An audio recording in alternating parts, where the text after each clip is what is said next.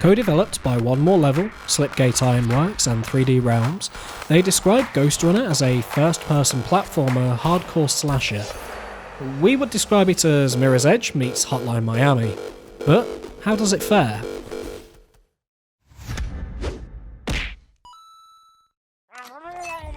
Set in an apocalyptic future, GhostRunner takes place in the vast cyberpunk superstructure Dharma Tower, humanity's last bastion against extinction.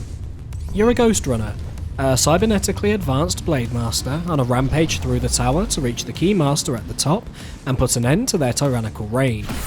We won't say anything more on the story, but if you've ever played a cyberpunk set game, then you know what to expect. The story itself is told through conversations within the player's head, or it might be via the radio. Actually, that might be the same thing, which means that the story never intrudes on the gameplay, keeping you in the action as it plays out in the background. Talking of gameplay, the concept is fairly simple. Parkour your way towards an enemy, kill them in a single strike, parkour your way to the next guy, die from a single strike, hit the respawn button, and try again. What caught our attention is that this one-hit kill mechanic is a big marketing point, despite this often being poorly implemented and frustrating players with a little payout. However, that's not the case here. With a well-tuned difficulty curve and generous amounts of checkpoints, the constant death never made us feel like walking away. Death never felt unfair either. Platforming is solid, being well designed and flowing smoothly, with enemies placed in such a way that you can always get through an encounter with multiple approaches. Just don't stand still. Ever. First-person platformers are reliant on smooth controls, especially when they are this fast-paced, and GhostRunner mostly gets it right. There were a few moments where a jump seemed off, but this was easily rectified by the use of the ability to slow time, adjust your trajectory, and dash forward. As for this dash, it's one of the most critical abilities in your arsenal against those who stand between you and your goal. Holding down the relevant button whilst on the ground will simply see you dash forward, but do so in mid-air and it's a whole different ballpark. Time slows to a crawl as you flick left and right to avoid the hail of bullets undoubtedly coming your way, before slamming through your opponent with a swing of your katana. This is satisfying to say the least, although it can sometimes feel as though it slows the manic pace of the game when used excessively. Of course, you have more abilities at your disposal too, such as the blink, which will see you cut through enemies and bullets alike as you surge towards the poor bugger that you set your eyes on. There's a couple more, but we'll leave them for you to discover yourself. All of these abilities can be upgraded via what can only be described as Tetris.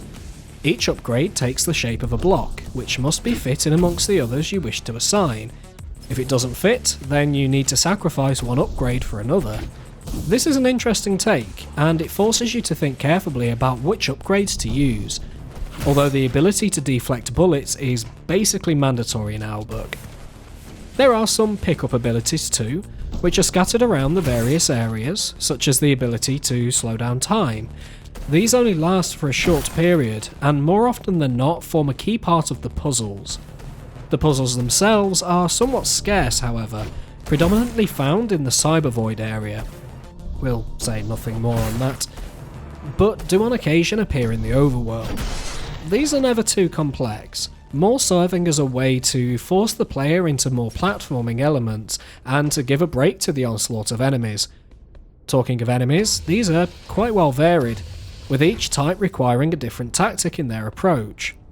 Pistol wielders can be dispatched with a deflected round, but try this against an SMG and you're gonna respawn. The enemies are introduced slowly as the game progresses, and gives you a few easy fights with each alone before throwing you into the fire with everything combined. Onto the aesthetic side of things, GhostRunner is a fairly pretty game, and will hold up over the years. It's difficult to make a dystopian setting appealing, but the developers have done a good job here. Sound-wise, it's also good, with ambient sounds being as they should be, and the synthwave soundtrack being excellent.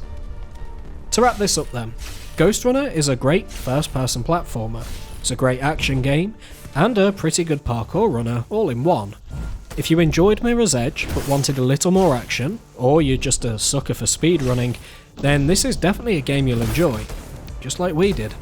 It scores 8 out of 10 from us.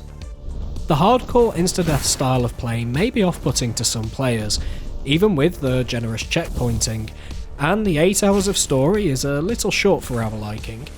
But at £30, it's a decent price, with plenty of replay value as you strive to improve your times and find all the collectibles such as lore items and sword skins, which are hidden around the game's various levels. Leave your thoughts down below, and with that we thank you for watching, and we'll catch y'all next time.